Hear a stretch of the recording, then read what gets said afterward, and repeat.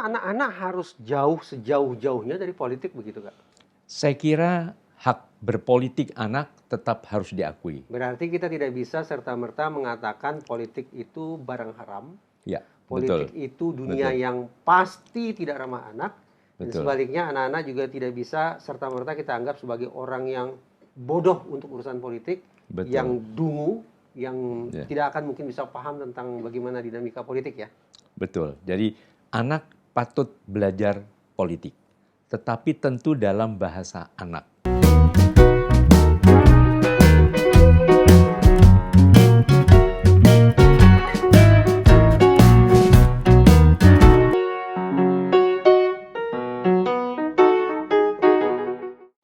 Si Komo, psikopat. Kita baru lewat bulan Oktober, Ya, bulan yang diidentikan sebagai bulan yang di dalamnya ada Hari Sumpah Pemuda. ya. Tapi seingat saya akhir Oktober justru ada pernyataan nyinyir, Kak. Apa sih yang bisa dilakukan oleh generasi milenial? Mereka bisa apa? Apa kontribusi mereka bagi nusa dan bangsa ini? Tidak ada. Apa pandangan Kak Seto? Ya, mungkin suatu cetusan kekecewaan, perasaan, tetapi yang mungkin kurang pada tempatnya. Kenapa kurang pada tempatnya? Ya, artinya menggeneralisasi suatu generasi begitu ya. Mungkin hanya beberapa katakanlah yang mungkin mewakili unsur-unsur milenial, kemudian melakukan suatu tindakan-tindakan yang mungkin saja sebagai bukan sekedar sebagai pelaku tapi juga sebagai korban, korban lingkungan yang tidak kondusif yang kemudian menjerumuskan mereka untuk meledakkan berbagai ekspresi kekecewaan dan sebagainya dalam bentuk ya ikut-ikutan dan kemudian sampai tergelincir menjadi pelaku pengurusakan dan sebagainya. Kesannya begini, kalimat nyinyir itu muncul tak jauh dari hiruk-pikuk berita tentang keterlibatan siswa dan mahasiswa dalam aksi demonstrasi di Ya, sekian banyak daerah betul, betul. yang menolak Undang-Undang Omnibus Law, Undang-Undang Cipta Lapangan Kerja ya kalau saya tidak Cipta salah. kerja. Cipta Kerja. Ya. Nah, kalau dikatakan begini, generasi milenial, anak-anak zaman sekarang cuma bisa demo. Apakah kemudian kita bisa katakan anak-anak yang ikut demo, pemuda yang ikut aksi massa, memprotes sebuah kebijakan, itu dianggap sebagai anak yang cuma, ya yang perilakunya tidak jelas? Ya, mungkin kita juga harus membedakan ya bahwa ada beberapa yang idealis, ya, khususnya mahasiswa. Artinya sudah cara berpikirnya sudah lebih matang, kemudian juga ada analisis, tidak ada tempat untuk mengekspresikan perasaan ataupun upaya-upaya untuk perbaikan dan sebagainya. Begitu ada gelombang ini lalu ikut-ikutan. Tetapi saya lebih melihat sebetulnya yang masih tergolong sebagai anak. Jadi di sini adalah pelajar. Jadi pelajar itu ya definisi anak menurut Undang-Undang Perlindungan Anak kan 18 tahun ke bawah kan. Nah ini bahkan ada anak SMP, bahkan ada anak SD dan sebagainya. Nah kalau dilihat dari sudut itu memang ada suatu dugaan di mana sebetulnya dan ternyata saya juga terjun langsung menanyakan dan sebagainya memang beberapa anak ya karena saya memang tidak meneliti semuanya tapi beranak itu saya tanya memang ternyata tidak tahu masalah. Kemudian ya karena ya sekarang kan anak-anak dengan pandemi ini akhirnya juga banyak berkomunikasi melalui gadget, bahkan belajar juga melalui gadget. Yang akhirnya juga dapat rangsang-rangsang dari itu ajakan-ajakan untuk turun ke jalan dan sebagainya. Memang Jadi anak-anak harus jauh sejauh-jauhnya dari politik begitu, Kak? saya kira hak berpolitik anak tetap harus diakui. Berarti kita tidak bisa serta-merta mengatakan politik itu barang haram, Ya, politik betul. itu dunia Betul. yang pasti tidak ramah anak, dan Betul. sebaliknya anak-anak juga tidak bisa serta-merta kita anggap sebagai orang yang bodoh untuk urusan politik, Betul. yang dungu, yang Ya. tidak akan mungkin bisa paham tentang bagaimana dinamika politik ya. Betul. Jadi anak patut belajar politik, tetapi tentu dalam bahasa anak. Nah, bahasa anak ya sesuai dengan kemampuan analisisnya melalui tempat-tempat yang relatif juga aman untuk anak. Saya Jadi, seringkali bertanya loh Kak, bertanya-tanya ya. ya, oke. Apa sih yang menyebabkan sebagian tokoh kita ini menganggap bahwa anak-anak harus dipisahkan dari politik? Saya pikir kita harus buka buku sejarah kembali. Zaman Bung Karno mungkin ya. Kak Seto masih tahu Bung Karno lah ya. Ya. Bung Karno itu waktu kecil sudah diajak oleh Hos Cokro Aminoto Ya, betul. melakukan safari politik kan. Dari atas panggung Hos Cokro Aminoto itu menyampaikan berbagai macam pidato. Ya. Yang hari ini barangkali isi pidatonya itu mirip-mirip dengan ujaran kebencian, hasutan. Karena mengajak rakyat Hindia Belanda dalam kurung rakyat Indonesia pada masa itu untuk menentang kolonialisme. Penjajahan ya. Penjajahan. Ya, Itu Bung Karno waktu masih kecil ternyata sudah diajari, sudah dikondisikan untuk melek politik. Betul, betul. Kemudian tahun 45, ketika pasukan sekutu datang mendarat, salah satu kelompok yang menyambut pasukan sekutu itu adalah anak-anak usia SMP yang menjadikan diri mereka sebagai bom bunuh diri. Jadi mereka menabrakkan diri mereka ke kendaraan-kendaraan militer sekutu agar sekutu tidak bisa merangsek. Lagi-lagi kita bicara kehadiran anak-anak dalam dunia politik. Yang kalau diterjemahkan ke bahasa undang-undang hari ini, boleh jadi perilaku semacam itu akan menjadi perilaku yang dianggap jahat, perilaku kekerasan yang vulgar, yang ekstrim, yang tidak terbenarkan. Plus, tahun 66. KAPI ya. KAPI. Betul, ya. Kesatuan Aksi Pelajar Indonesia. Pelajar Indonesia. Betul, betul. Sudah ternyata pelajar pada tahun 66 bersama mahasiswa. Iya, iya. Juga punya catatan prestasi yaitu mengubah bandul sejarah. Dari sesuatu yang dianggap suram menjadi sesuatu yang lebih punya harapan. Alhasil paling tidak dari 3 episode ini saya sepakat Kak, kita tidak bisa menganggap bahwa anak-anak tidak akan mengerti politik. Atau sebaliknya politik harus dibikin steril dari kehadiran anak-anak karena politik dianggap sebagai barang yang kotor. Gitu ya Kak? Ya, bahwa mungkin ada pandangan-pandangan keliru, misalnya anak-anak jauh dari politik, mungkin karena sementara ada semacam oknum-oknum ya, yang seolah dengan berpolitik lalu menghalalkan segala cara, melakukan suatu tindakan yang kekejaman, pembunuhan, perusahaan, dan sebagainya. Sehingga seolah-olah ada suatu hubungan antara politik dengan sesuatu yang kotor. Nah ini yang mungkin harus ada upaya mengubah paradigma keliru ini. Artinya bahwa politik ini kan membuat anak-anak juga mengenal hak-haknya diri sendiri dan hak orang lain atau teman-temannya. Jadi tidak bisa memaksakan kehendak dengan cara bermusyawarah, berunding dan sebagainya. Jadi semacam demokratisasi misalnya dalam suatu kegiatan itu kan di dunia anak-anak sudah ada pemilihan ketua kelas atau ketua OSIS segala macam itu kan bagian dari pelajaran politik kan, tapi dalam bahasa anak. Jadi dalam hal ini mungkin kita harus luruskan bahwa anak berpolitik silakan, bahwa politik itu sesuatu yang bersih, bahkan ini mempersiapkan calon politisi-politisi masa depan yang berpolitik secara cerdas. Berarti juga calon penentu arah kebijakan negara kan sebenarnya. Bangsa ini, iya betul. Saya kira betul sekali. Jadi mungkin tadi kalau misalnya anak-anak tadi ingin juga menyuarakan mengenai Undang-Undang Cipta Kerja misalnya, nah mungkin bisa didiskusikan. Ya sekarang ini misalnya dalam keadaan pandemi COVID-19 ya, anak-anak kan juga sudah sangat paham sekali dengan Zoom meeting, ya, pertemuan secara virtual dan sebagainya. Ayolah, mungkin dikelola oleh kepala sekolah atau para guru misalnya untuk menyalurkan aspirasi mereka. Tahu nggak ini apa? Isinya apa? Misalnya tidak setuju mungkin. Siapa tahu sekarang anak-anak SMA sekarang udah cerdas. Beberapa misalnya ada yang cukup cerdas dan bisa memahami apa yang lemah, apa yang kuat, apa yang setuju. Ya, nah itu kan suatu yang sangat cerdas untuk berpolitik kan. Sehingga mungkin siapa tahu banyak politisi bisa belajar kepada anak-anak asal tadi ruang untuk anak-anak ini, wadahnya ini disediakan sehingga mereka ibaratnya bibit bunga ini akan merekah dengan segala keelokannya.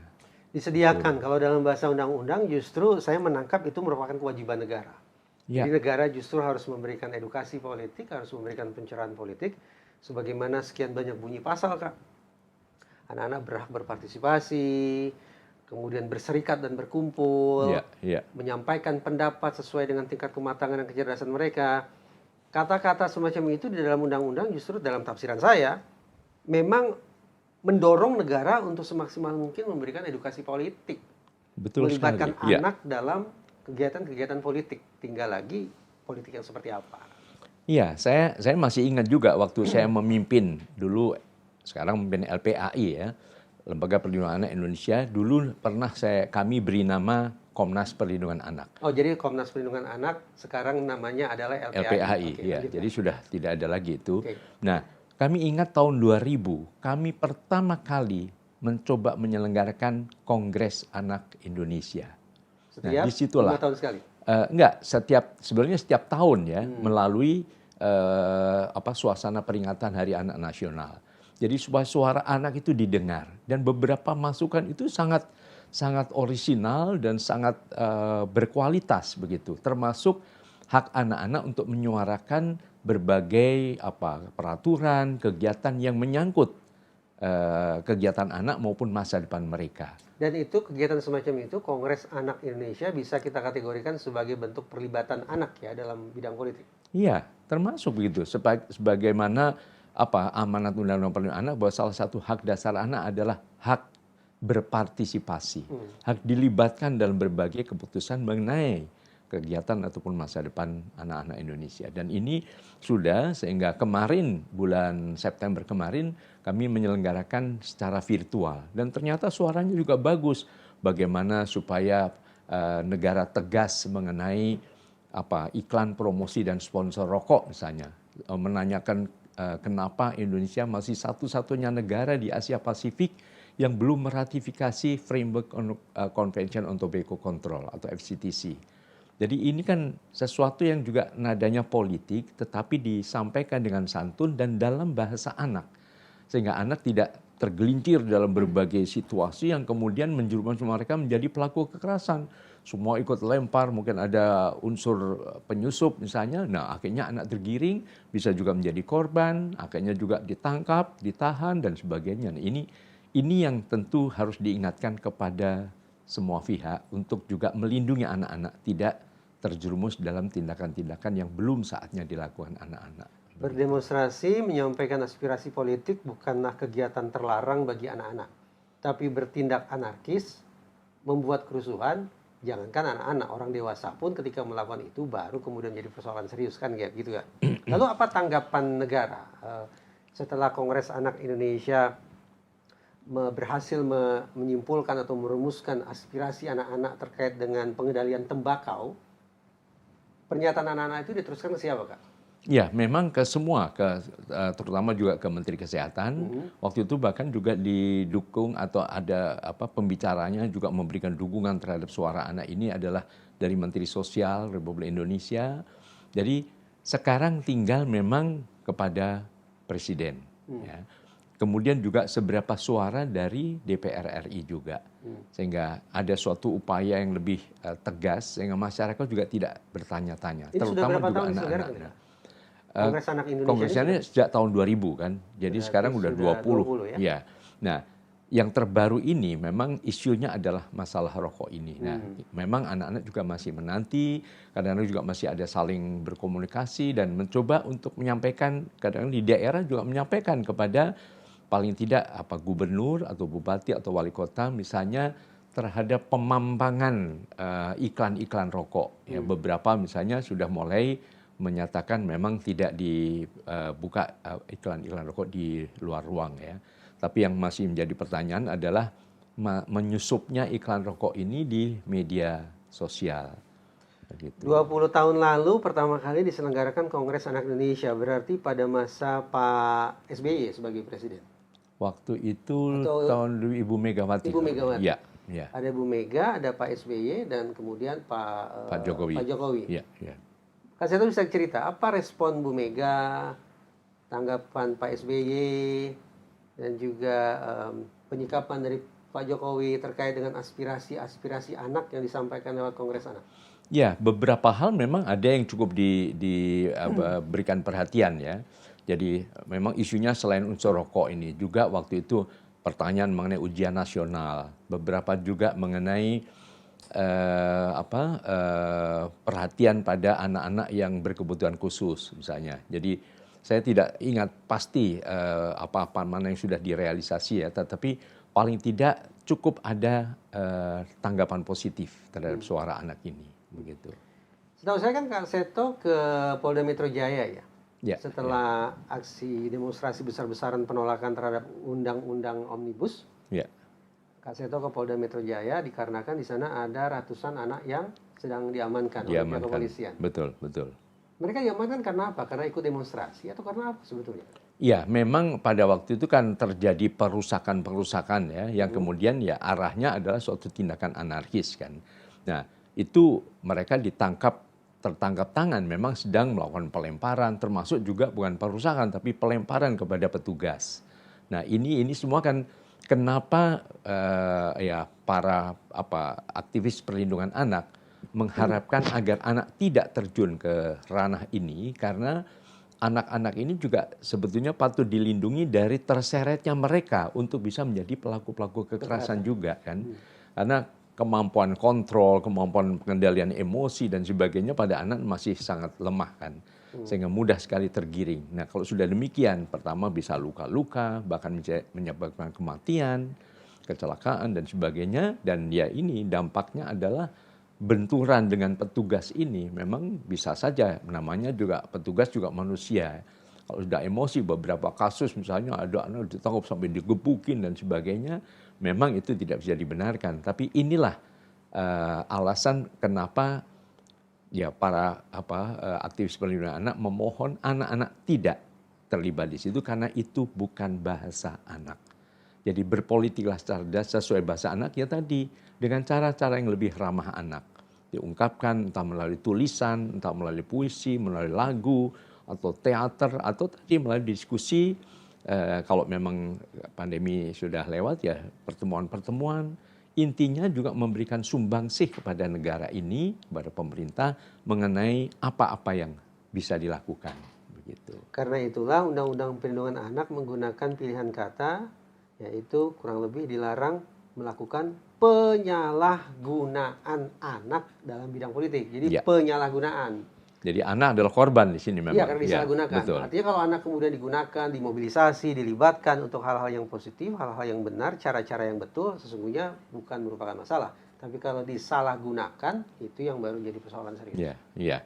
Artinya disalahgunakan misalnya, ya, mungkin ini juga yang perlu juga ditangkap, dipidana adalah penggerak anak-anak ini. Provokatornya. Betul, provokatornya itu. Ya, kalau kita pergi ke sekolah-sekolah ya, ini di area itu suara masuk nggak apa-apa? Oke, tadi saya mau bilang apa? Oke, Kak, kita sekarang masuk di era milenial ya, bahkan mungkin lewat milenial. Generasi Z ya. Ya, saya ingat Pak Anies Baswedan sewaktu menjadi Menteri Pendidikan dan Kebudayaan pernah secara filosofis menguraikan sesuatu yang kemudian diterjemahkan oleh Pak Nadiem Makarim dengan istilah-istilah yang menjadi lebih teknis.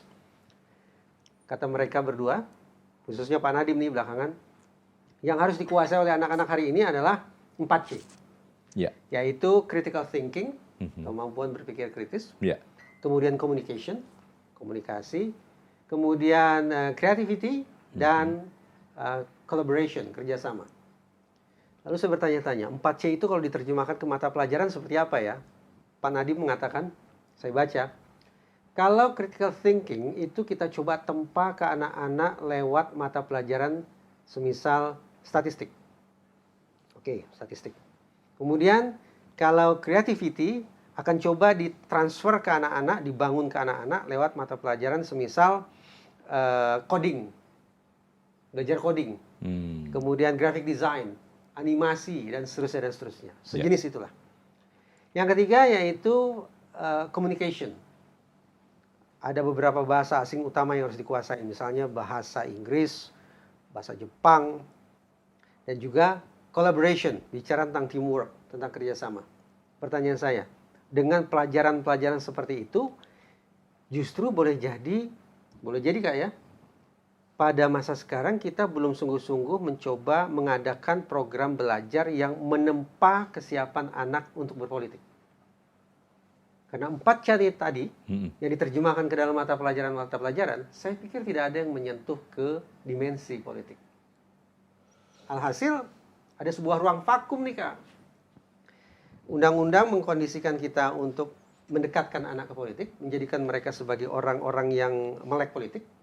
Kak Seto juga mendukung adanya perlibatan anak-anak secara positif. Ya. Tapi di bangku-bangku sekolah tampaknya mata pelajaran untuk itu belum tersedia secara memadai. Atau saya keliru? Kak Seto boleh koreksi saya. Iya, saya kira pemahaman politik ini kan cara ya, bagaimana problem solving ya, itu tetap ada unsur kreativitinya. Oke. Kemudian politik kan juga bagaimana bisa seperti demokrasi itu adalah kerjasama, menghargai dan apresiasi, itu bisa jadi unsur collaboration-nya gitu. Kemudian ya politik kan juga misalnya menyangkut adanya komitmen, ada aturan yang jelas yang tidak bisa diputarbalikkan dan segala macam. Mungkin dari unsur yang critical thinking misalnya. Jadi saya kira tetap ada unsur itu, bagaimana kita membawa ke dalam kehidupan yang lebih fleksibel tadi gitu. Dan ini biasanya anak-anak cukup cukup tadi kreatif, cukup mampu untuk melalui pertemuan melalui kongres anak, atau sekarang juga sudah dikembangkan di pemerintah melalui forum anak, misalnya forum anak di tingkat daerah, forum anak nasional juga setiap bulan Juli pada Hari Anak Nasional. Itu saya kira justru penerapan dari 4C tadi begitu. Kata kuncinya kalau menurut saya kan bagaimana perlibatan anak dalam politik itu bisa berlangsung secara edukatif. Dan juga terselenggara secara damai kan, bebas dari kekerasan kan. Alhasil melibatkan anak dalam kampanye parpol sekalipun, sepanjang itu memiliki nilai edukatif dan juga bersih dari unsur kekerasan, sah-sah saja kan Kak? Iya, tadi artinya untuk anak ini kan bukan hanya didengar suaranya kan, tetapi tadi dalam konteks cara itu tidak sampai merambah suatu tempat yang sangat sensitif, yang bisa menimbulkan bahaya terhadap anak. Ada suatu suasana rentan. Artinya apa? Yang bahasa dewasa adalah ya, lautan massa, misalnya, wah mereka teriak, nyanyi, oke. Dalam keadaan itu terkontrol, nggak ada masalah. Kalau terjadi suatu gejolak dan sebagainya, orang dewasa cukup kuat untuk bisa bertahan atau menyelamatkan diri. Tapi ini anak tidak mungkin.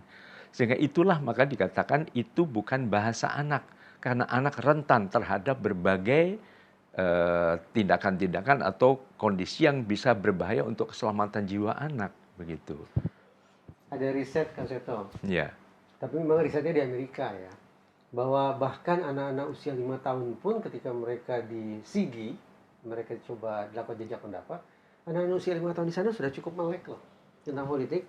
Jadi ketika ditanya kepada mereka apa beda antara Donald Trump dengan pesaingnya Joe Biden, anak-anak sudah bisa mengatakan, oh Donald Trump tuh punya arah ke sini, Joe Biden ke sini. 5 tahun loh Kak, usia 5 tahun yang kita anggap sebagai usia yang masih sangat-sangat belia, usia ingusan, tapi mereka ternyata melek berita, mereka baca media, dan akhirnya bisa menyimpulkan ini ke sini, itu ke sana. Kalau Indonesia bisa sampai seperti itu luar biasa ya Kak. Saya kira Indonesia juga bisa dan tidak. Saya pernah menemukan seorang anak, waktu itu juga umur 5 tahun ya. Saya ingat anak itu, dan sekarang saya ketemu lagi anak itu sudah menjadi anggota TNI, dan sekarang ini sedang bertugas di Papua. Baru kemarin saya menerima laporan di area-nya. Yaitu saya ingat umur 5 tahun, waktu itu sampai saya masih mengajar di sebuah perguruan tinggi, Fakultas Psikologi, sampai saya bilang ini adalah peserta termuda dalam diskusi mahasiswa. Karena anak ini mampu menyampaikan berbagai pendapat yang juga nadanya nada politik saat itu. Diskusi mahasiswa tapi ada anak 5 tahun? Ya. Itu forum apa itu? Nah, saya memberikan kuliah sebetulnya. Jadi saya menekankan waktu itu, saya bilang kalau saya kuliah harus dalam suasana kreatif. Jadi tidak hanya saya, ini ada suatu tema, ya tema yang menyangkut ya keadaan negara saat ini dan isunya ada suatu isu. Nah, saya punya tamu. Saya bilang itu, tamu ini mungkin Anda heran, sampai sekarang fotonya masih ada. Terus saya sampaikan bahwa kita dengar suaranya, pendapatnya. Apa kata dia, Kak? Yaitu, dia mampu berbicara dan semua orang memberikan tepuk tangan. Artinya bahwa Indonesia juga bisa. Artinya, tapi kan dalam bahasa anak. Dalam arti bahasa anak itu bahasa yang aman dan nyaman. tidak dalam situasi yang penuh dengan gejolak yang bisa justru berbahaya dan menjerumuskan anak sebagai korban. Apa yang Begitu. membuat anak usia 5 tahun itu Iya. bisa punya pola pikir, bisa punya perspektif, bisa punya artikulasi yang sedemikian matang? Ya, lingkungan pendidikannya. Jadi lingkungan pendidikannya artinya Sekolah. ayahnya enggak sehari-hari 5 tahun dia Keluarga. ya, saya lupa apa dia termasuk murid saya atau tidak, saya lupa itu. Tapi seingat saya iya, murid salah satu TK kami. Tapi itu keluarganya sangat demokratis dan melibatkan, sering ada semacam rapat keluarga begitu. Dan ya diajak ngobrol, dia tanya ini apa, dari mulai masalah-masalah sederhana, kesehatan misalnya, kemudian sampai dia waktu itu tahu ada kasus, saya lupa, kalau tidak salah waktu kasus Lady Day kecelakaan, nabrak ya, karena apa, dan dia bisa menjelaskan sangat detail mobilnya apa dan sebagainya. Jadi dan kemudian kenapa pesawat bisa terbang, gaya angkat dan sebagainya, itu luar biasa. Tapi sampai juga masalah yang cukup politik yang dimana orang tua juga cukup aktif mengajak diskusi dan melibatkan anak. Jadi kalau dalam hal anak-anak cerdas, sangat cerdas atau mungkin jenius, saya kira cukup banyak, mungkin belum terungkap. Tapi yang paling penting adalah ibaratnya lahannya, panggungnya untuk anak-anak ini diberi. Jadi tadi, kalau anak-anak kenapa sampai terjun demo? Karena tidak mendapatkan panggung, baik di rumah maupun di sekolahnya. Nah, ini yang menjadi tantangan kita semua. Yuk, mungkin ya sekarang mungkin melalui kegiatan semacam ini, semacam pendidikan kepada masyarakat, kepada para orang tua, kepada para guru, untuk bisa memberikan ruang atau panggung yang hangat, yang ramah anak, yang memungkinkan aneka pemeran panggung, atau kalau ini tanah yang subur ini, aneka warna bunga itu merekah dengan segala keelokannya. Ini yang menjadi tantangan kita sekarang, Mas Risa. Saya minta ketegasan Kak Seto. Anak-anak bisa atau tidak, boleh atau tidak digeneralisasi sebagai insan yang buta politik? Sama sekali tidak. Karena? Ya, karena tidak semuanya buta politik. Oke. Sekarang, kalau anak-anak mengenakan busana tertentu, lalu digeneralisasi, ini pasti pewaris ideologi kekerasan. Boleh tidak? Misalnya busana gimana? Ini sebetulnya kisah nyata nih Kak. Ada post di Twitter, sekumpulan anak. Mereka belajar di sekolah, sebutlah sekolah agama. Lalu mereka, anak-anak itu mengenakan busana sebagaimana identitas keagamaan mereka. Lalu dicap kurang lebih, ini loh kader-kader pelaku kekerasan, ini loh kader-kader, sebutlah, teroris. Boleh tidak? Saya kira tidak.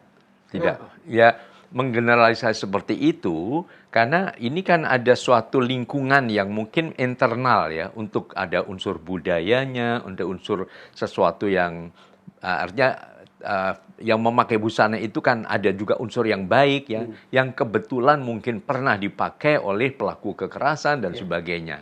Sama saja misalnya kita menangkap seorang pencuri memakai belangkon ya.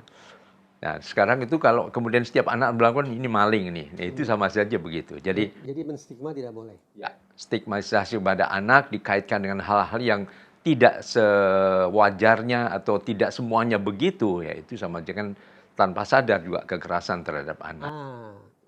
Karena menstigmatisasi anak adalah sepadan dengan kekerasan terhadap anak, berarti apa sebetulnya yang harus dilakukan oleh negara terhadap pihak-pihak siapapun itu yang melakukan stigmatisasi terhadap anak? Ya, tentu semua sudah ada rambu-rambunya ya. Apapun juga, asal ini juga menjadi komitmen. Ya, menjadi komitmen bahwa sesuatu yang mengandung unsur kekerasan, apapun namanya, apapun langkahnya, ya mohon sesuai dengan peraturan yang berlaku atau undang-undang yang berlaku. Begitu. Nah, Seto, kalau di Indonesia itu pertumbuhan partai politik kan luar biasa ya.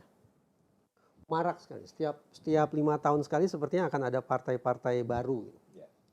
Tapi sejak tahun 97 atau 98 ketika keran demokrasi dibuka seluas-luasnya, apakah pertumbuhan partai politik itu juga meningkatkan kualitas berimbas pada meningkatnya kualitas perlindungan terhadap anak ya.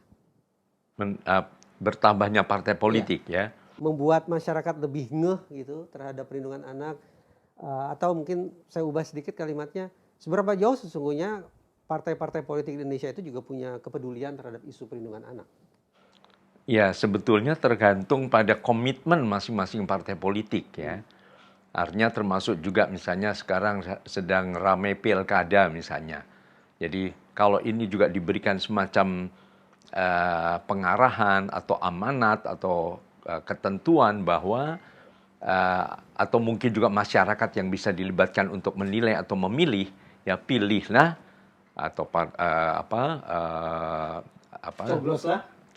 cobloslah tokoh yang didukung oleh partai yang peduli pada pemenuhan hak anak misalnya.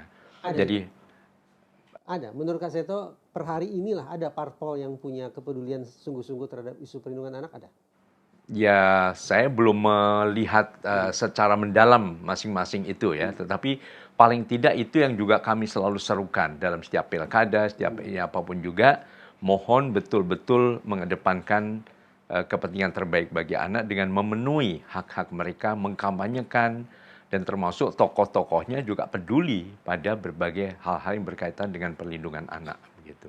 Ini rawan nih, ada isu sensitif. Saya teringat setelah pemilihan presiden tahun lalu, itu kan juga terjadi demonstrasi besar-besaran di sejumlah wilayah. Dan menyedihkan bahwa ada sekian anak yang akhirnya harus kehilangan nyawa dalam situasi yang sebutlah kacau balau semacam itu. Apa yang bisa kita katakan ya Kak? Sampai kemudian anak harus kehilangan nyawa, berarti ada sekian banyak keluarga yang kehilangan darah daging mereka dalam sebuah situasi atau kemelut politik semacam itu ya. Iya, sebetulnya kami juga pernah menyuarakan itu. Ya, mempertanyakan itu, bagaimana kelanjutan penanganan terhadap berbagai pelanggaran hak anak pada waktu terjadi pilpres pada waktu itu kan. Ya, gitu. Jadi ya tentu ini menjadi komitmen bersama harusnya untuk sama-sama mempertanyakan. Artinya kalau memang ada pihak-pihak yang harus disalahkan dan bertanggung jawab, ya mohon seberapa jauh sanksi yang diberikan, misalnya begitu. Jadi supaya hal ini tidak berulang lagi, gitu. Karena memang ya di dalam setiap pesta demokrasi, termasuk dalam pilkada saat ini ataupun nanti dalam pilpres, itu penuh dengan benturan-benturan atau risiko-risiko, termasuk menyangkut pada perlindungan anak ini. Jadi mohon kalau kita menuju ke idola Indonesia Layak Anak tahun 1930 kalau nggak salah ya, itu ya semua dipersiapkan juga dari sekarang, 2030. termasuk kenapa? Iya 2030 ya, saya bilang apa? 1930. Ya seabad setelah itu maksudnya. Ngeles.com. Saya meminta Kak Seto untuk mencoba mengevaluasi adakah parpol hari ini atau calon kepala daerah hari ini yang menurut Kak Seto tampaknya ini loh, parpol atau calon kepala daerah yang punya kepedulian sungguh-sungguh pada isu anak. Menurut Kak Seto belum ada berarti? Ya, saya melihat masih kalau dibilang masih minim lah. Itu yang kadang-kadang mungkin perlu semua pihak mendesak kepada para politisi terutama ya, mau bergerak di bidang apapun juga, tolong jangan lupa masalah anak-anak ini. Karena saya ingat Bung Karno dulu kan mengatakan bangsa yang besar adalah bangsa yang menghargai pahlawan-pahlawannya. Jangan lupa masa lalu kan, pahlawan masa lalu. Saya menambahkan, bangsa yang besar adalah bangsa yang menghargai anak-anak atau mencintai anak-anak. Karena anak-anak adalah masa depan. Gitu. Kutipan ini bagus, nanti kita pakai lagi ya Kak. Boleh. Nanti kita pakai untuk penutup. Tadi pertanyaan saya terakhir sebelum Kak Seto permisi ke belakang adalah bagaimana penanganan terhadap anak-anak yang kehilangan nyawa dalam situasi politik pasca pilpres, itu dia. Iya. Artinya sampai sekarang juga kami masih terus menyuarakan itu, menanyakan itu. Ya mudah-mudahan segera ada jawaban. Serius loh, kan saya jadi berpikir begini ya, kalau kita mau memaksa partai politik kita sungguh-sungguh atau calon kepala daerah punya kesungguhan untuk fokus di perlindungan anak, barangkali kita patut paksa. Misalnya begini, ada kuota calon anggota legislatif terhadap perempuan adalah misalnya 20%. Jadi setiap parpol ketika menyampaikan daftar calon anggota legislatif, 20%-nya adalah berjenis kelamin perempuan. Barangkali begitu juga, parpol harus menyerahkan ke KPU daftar rencana kerja atau apapun sebutannya, minimal ada 20 program kerja yang fokus pada isu anak. 20% atau 20? 20 poin. Misalnya ada 100 poin, 100 rencana kerja parpol hingga 5 tahun ke depan. 20 poin atau 20 butir diantaranya adalah khusus bicara tentang perlindungan anak. Nah, berarti 20% dari programnya kan? Betul. Nah, kalau barangkali itu kita bisa lakukan, atau Kaseto dan lembaga Kaseto lakukan, dan itu menjadi sebuah syarat mutlak untuk lolos verifikasi KPU, saya pikir mudah-mudahan itu akan bisa merealisasikan impian kita bahwa anak-anak akan menjadi insan yang betul-betul melek politik dan bisa menjadi warga negara yang bertanggung jawab, yang membawa kebaikan. Saya kira ide bagus tuh. Ya, ini masuk dalam catatan saya. Oke. Kaseto waktu kecil atau sejak kapan Kaseto sendiri mulai terlibat pada kegiatan politik? Ya, saya dalam arti politik praktis memang tidak pernah ya. Tapi dalam arti politik ya, dalam pengertian yang luas, ya saya misalnya, saya di SMA sudah terpilih sebagai ketua OSIS.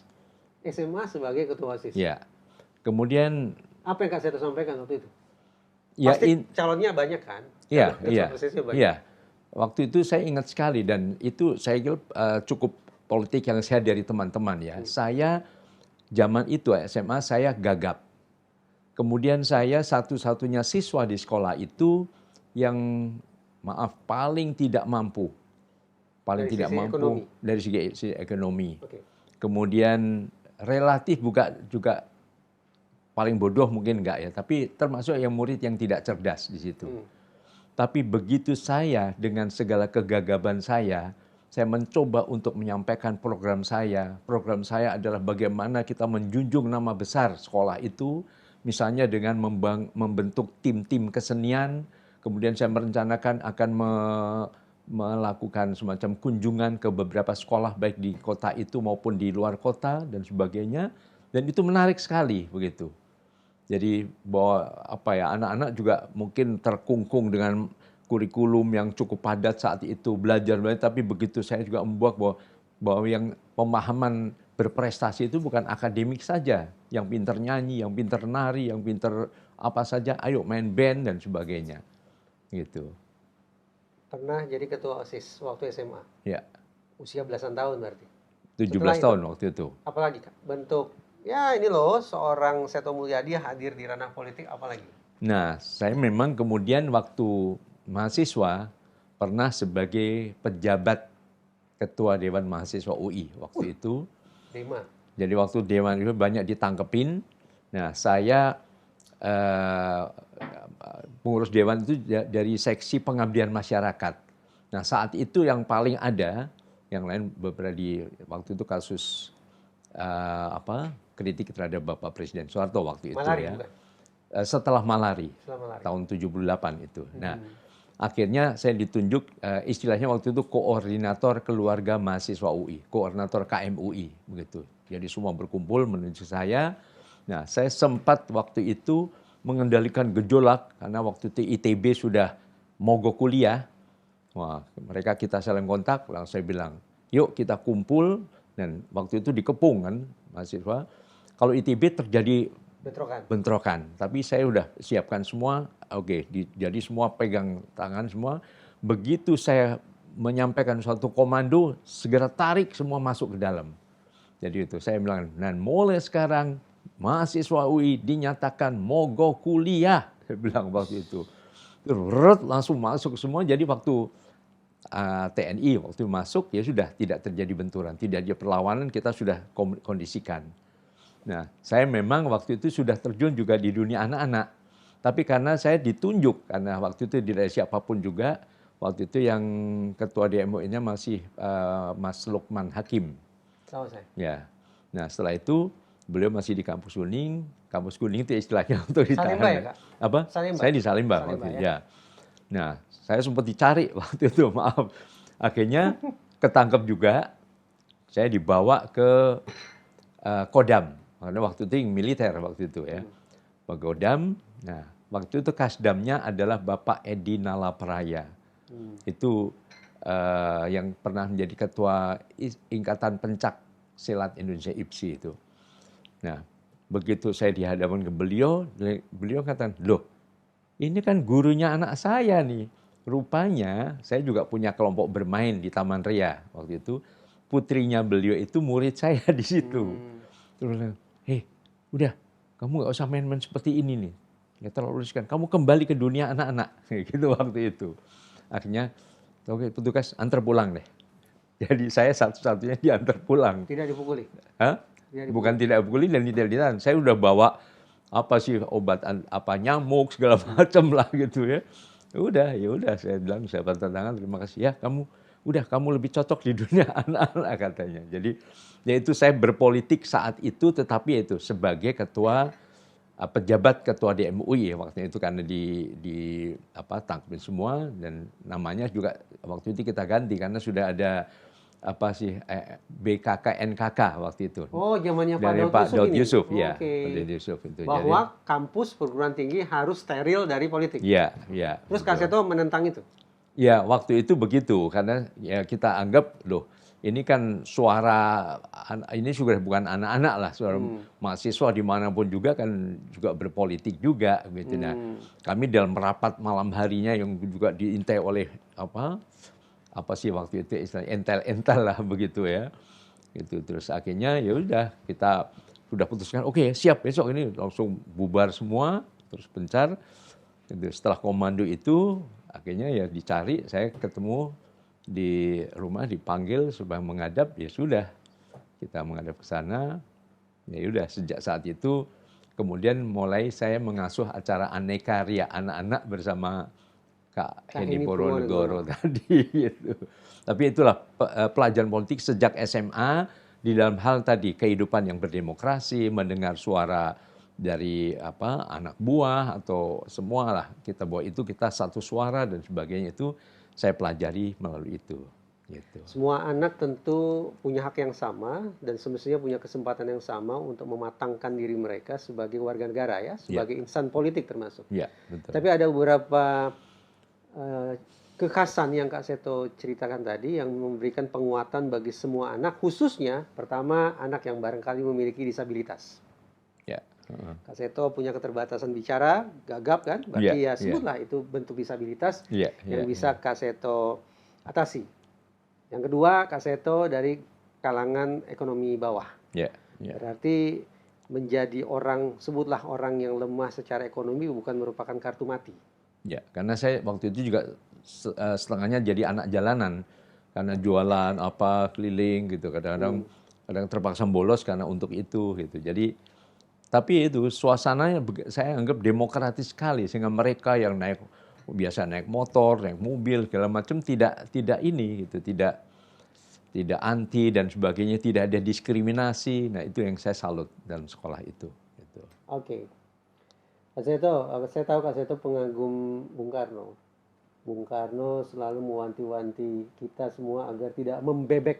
Saya ingat betul kata tidak membebek itu terutama sekali ditujukan pada anak-anak muda. Ya agak nakal nih, saya tafsirkan pernyataan Bung Karno adalah jangan sungkan-sungkan untuk punya pola pikir yang berbeda. Jangan sungkan-sungkan untuk memposisikan diri sebagai oposan. Karena jangan membebek. Betul ya Kak ya? Ya. Setuju ya? Ya, artinya buat saya adalah satu garis dengan apa yang selalu saya pegang adalah adanya unsur kreativitas. Artinya kreativitas itu juga ya ada kemandirian, tapi juga tetap bisa bekerja sama. Mungkin ya 4C-nya Pak Anies Baswedan tadi yang kemudian juga dengan diperkuat oleh Mas Nadiem ini. Jadi saya mencoba untuk itu sesuai istilahnya gue banget lah gitu loh. Jadi ya saya kalau memang bisa bekerja sama, kenapa tidak? Tapi kalau memang tidak cocok ya kenapa harus munafik lalu bebek tadi ikut-ikutan dan sebagainya gitu. 4 saja catatan saya. Tahun 19-an, kemudian tahun 1945, berlanjut 1966 dan 1997. 4 tahun tersebut adalah momen bersejarah. Karena ternyata anak-anak, remaja, pelajar, mahasiswa turun ke gelanggang politik dan membawa perubahan bagi kehidupan bangsa menjadi lebih konstruktif.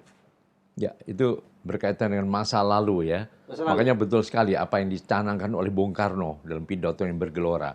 Bangsa yang besar adalah bangsa yang menghargai pahlawan-pahlawannya. Saya kira setuju sekali.